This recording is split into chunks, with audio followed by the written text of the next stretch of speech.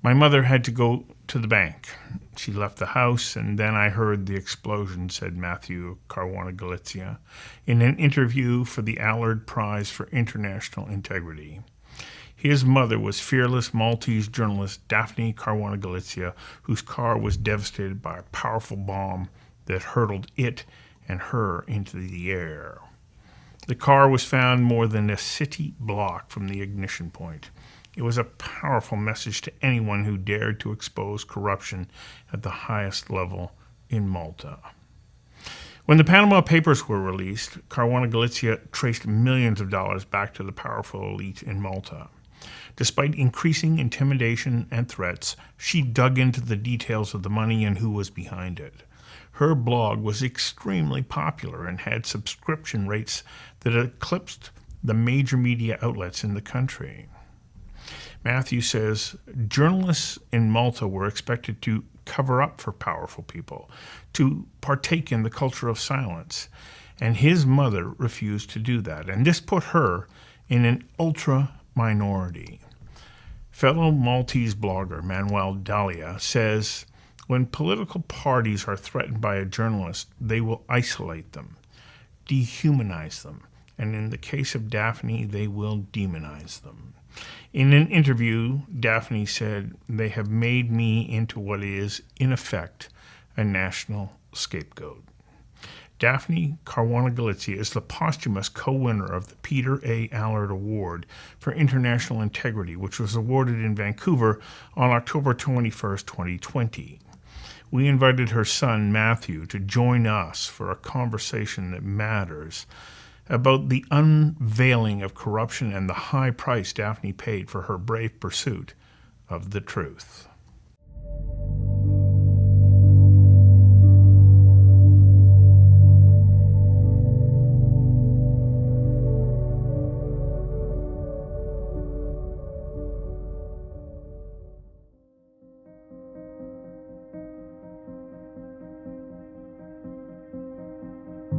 Journalists here were expected to sort of cover up for powerful people, to partake in the culture of silence, and my mother refused to do that. This really put her in a sort of ultra-minority. For decades, she was the #1 voice that encapsulated the success of a woman going against everything. She had hundreds of thousands of readers. She just blew the newspapers out of the water. When political parties are threatened by a journalist, they will isolate them, they will dehumanize them. In the case of Daphne, they will demonize them. They have made me into what in effect is a national scapegoat. And this has gone on for 30 years. Political parties here perversely own television stations. Therefore, most people get their information from political parties. People have no idea of how she was targeted so viciously. I got used to it, like a scarf almost around the room. But my biggest concern is that because people see what happened to me, they don't want to do it. She had so many sources and so much information was coming to her. She couldn't handle it on her own. She was the source of so much information that was about to bring the reputation of our country down in tatters. When the Panama Papers broke, most journalists in Malta took it at face value. These politicians have offshore companies, it's unethical, that's it, case closed. You had people in a position of power who were trying to set up dodgy structures in order to funnel money away from jurisdictions that would have otherwise traced them. What Daphne did is she exposed them. She didn't stop working on that investigation, even after the subject had changed. In denouncing this, Daphne was perceived as a threat to the easy money that many people were benefiting from. Nothing was normal around that time. We were in this kind of emergency situation already. All these sort of forces were working together against my mom. I was working full-time on the Paradise Papers investigation, And we had sort of settled down for the day at this big table that we shared as a desk. My mother had to go to the bank. She left the house, and then I heard the explosion. Ever since then, everything changed completely.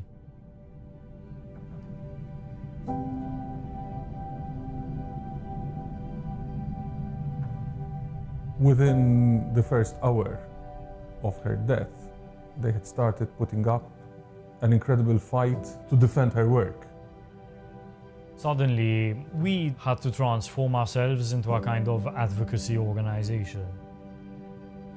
Before that, we were just people trying to, live our lives. Today I am reminded that no matter what happened to Daphne, no matter how hard certain forces will work to suppress or distort her work, even in death, she lives on. Daphne lives on in my 3 sons, who have so much of her strength and integrity. She lives on in the people who choose to protect her legacy. The immediate reaction we had was, we've got to make sure this doesn't fade away. This is why it's been so important to us, even on a personal level, that, civil society movement emerged, because imagine doing all that on our own. Change, societal, cultural, political, far-reaching and meaningful change requires a critical mass of people who are prepared to actively participate in the shaping of their own future, that of their children and this country. Simply agreeing is not enough. We must do. Because if not us, then who? This was more than a year after the Panama Papers.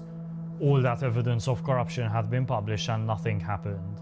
And this investigation into money laundering and corruption ultimately led to her murder. Whoever wanted to kill Daphne didn't only want to achieve her death. They also wanted to achieve the end of her investigations. They also wanted to secure their own impunity. It's only by force that there is going to be any investigative work done. Justice for Daphne is not just about jailing her murderers. It's about justice for her stories, which is that all the people she exposed, they have to face justice too. It is very important that they stay exposed, because Daphne, unfortunately, was very well known in Malta, but she only became a big star of the anti-corruption movement internationally when it was too late for her. People in power, at best, stood by while she was killed. At worst, helped in getting her killed. There are many powerful, violent, dangerous, corrupt people who are fighting back against us. If there's more impunity, our lives are going to continue to be in danger. So for me, it's really a question of life and death, as it was for my mother.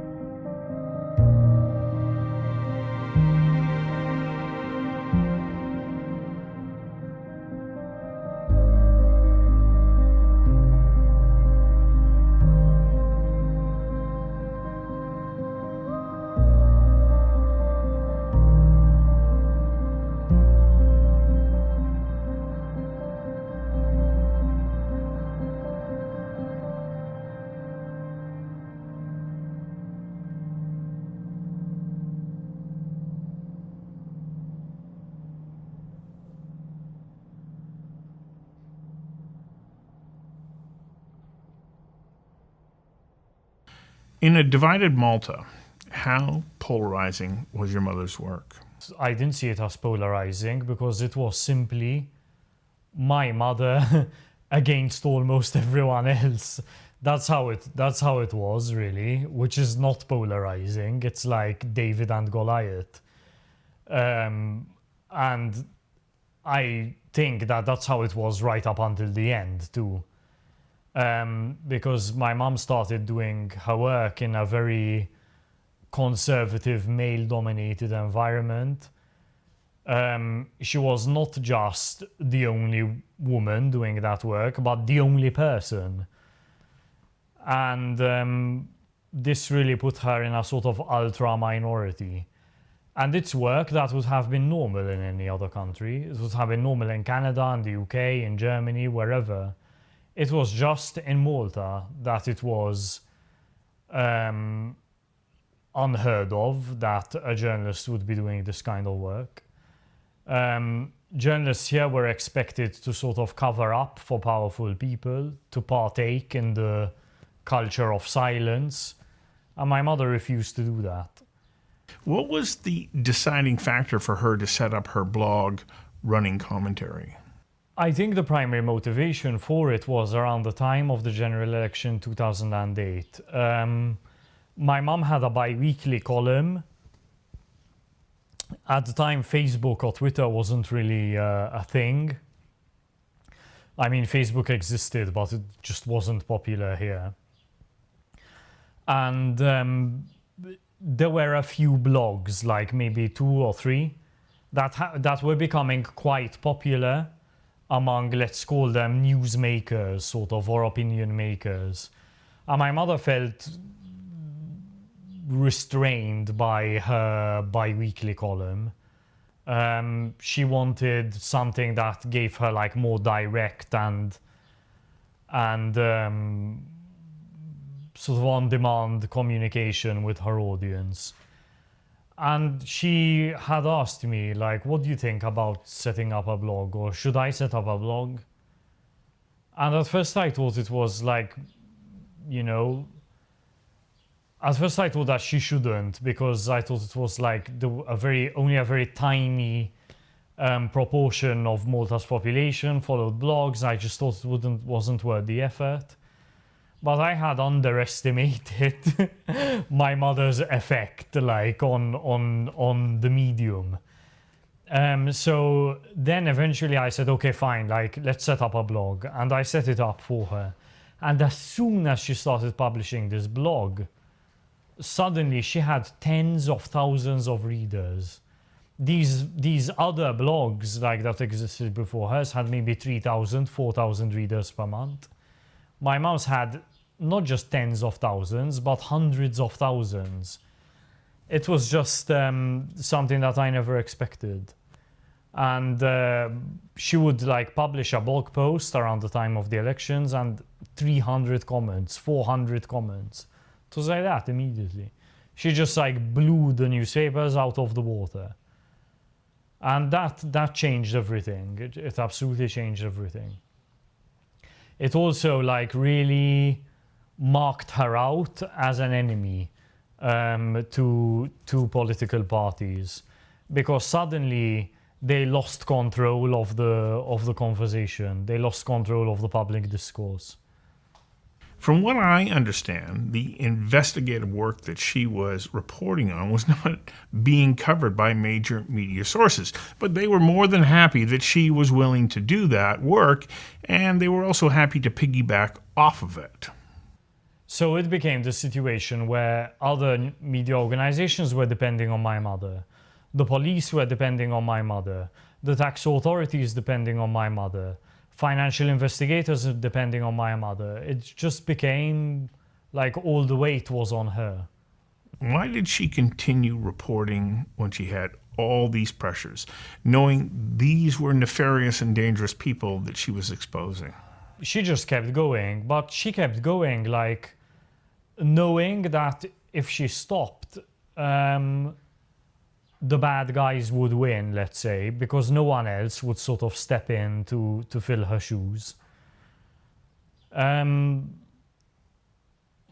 My mom, like most people, just wanted to, you know, have her own life and like enjoy it and not have to deal with all of the problems caused by battling against like really powerful, corrupt people. But she had this enormous sense of duty, and I guess she sort of stepped up to it, that responsibility. Based on the nature of her work and who she was reporting on, she knew that she was exposing dishonest people, and she knew that there was going to be opposition. How horrible was it for her and for your family? It was awful, because the thing was, the reaction wasn't like, what you're saying is untrue or you're not credible or whatever. It is, the reaction was, we're the bad guys. But like, you're choosing to mess with us and you're going to suffer the consequences. You're going to be made to pay for it. And in fact, after my mother was murdered, the sort of explanation given by supporters of the ruling party was she decided to mess with dangerous people and these are the consequences. Like, it's not our fault. And that's obviously wrong. I mean, that's not how things should be. This all ultimately leads to October 16th, 2017. Tell me a little bit about that day. It was just like a normal. I mean, nothing was normal around that time. We were in this kind of emergency situation already. Things were really bad. All these sort of forces were like working together against my mom. I was working full-time on the Paradise Papers investigation, and we had sort of settled down for the day at this big table that we shared as a desk. My mother had to go to the bank, and that was basically the last thing that happened. She left the house, and then I heard the explosion, and that was it. I mean, ever since then, obviously everything changed completely. Just hours after your mother's murder, you and your family came together and fought for and demanded an investigation. Why was it important that you pressed for a full investigation? Yes, we realized that straight away. I mean, first of all, this was more than a year after the Panama Papers. All that evidence of corruption had been published and nothing happened. And so automatically, my attitude was, nothing is going to happen with the murder investigation either. It's only by force that there is going to be any investigative work done. And so we knew that we had to create as much pressure as possible for the investigation to be done properly. And what steps needed to be taken? Advocacy. Suddenly, my brothers, my father, my mother's sisters, and I had to transform ourselves into a kind of advocacy organization. Do we know who the people are that were involved in your mother's murder? Jürgen Fenech, who is one of the people involved in this money laundering scheme, who promised to pass on money to the shell companies owned by officials. This is a bribe. Is the person charged with the murder. And we do believe that, yes, he is the person who commissioned my mother's murder. There are other people around him that also need to be charged, that participated in the kickback scheme that ultimately led to my mother's murder. Up to the point of her murder, there were 54 libel cases against your mother. It's totally obscene. And some of them were even criminal libel cases. So the objective was actually to send my mother to jail. Are those libel cases still active? Yes, the majority of them are. Mm-hmm. There are, I think, 30 left. It's just insane that under Malta's system, the family we inherit them. So if we've inherited all of the civil libel cases that have been filed against my mother, there were 46 in total civil cases. We inherited every single one of those. Some were dropped, others we won. There are now 30 left. And most of them were filed by officials. And how is the case progressing? Not well. I mean, the work we're doing is important and we're making progress, and really there's no other choice for us. But it's not easy, and there are many powerful, violent, dangerous, corrupt people who are fighting back against us. So again, we're in the same situation that my mother was in, the sort of David and Goliath type situation. What happens now? Are you continuing your mother's work? Yes, we do this every day. I mean, it's the journalistic work, the work on investigating the murder, on making sure there's justice for the murder, and also making sure there's justice for my mom's journalism, so that the corruption that she reported on leads to prosecutions. Is it not encouraging to know that international media are now starting to take notice of what is happening in Malta? Yes, it is, definitely. It is. Again, corrupt people often depend on the sort of cover of darkness. So the more light we shine on what's happening here, the better. What happens now?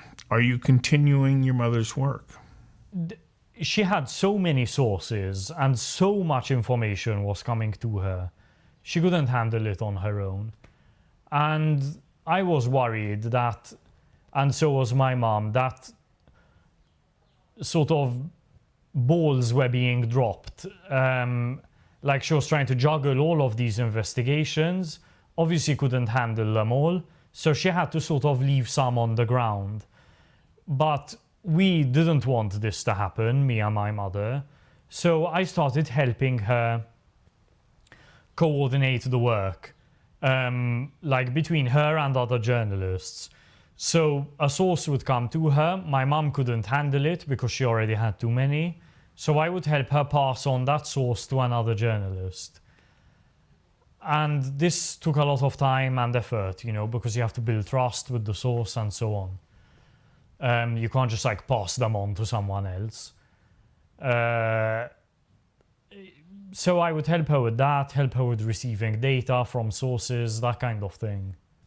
Why are you continuing her work? Because if we don't continue the work, I mean, there's just going to be more impunity. And if there's more impunity, our lives are going to continue to be in danger. So for me, it's really a question of life and death, as it was for my mother. Matthew, thank you for your time, and more importantly, thank you for staying committed to the truth.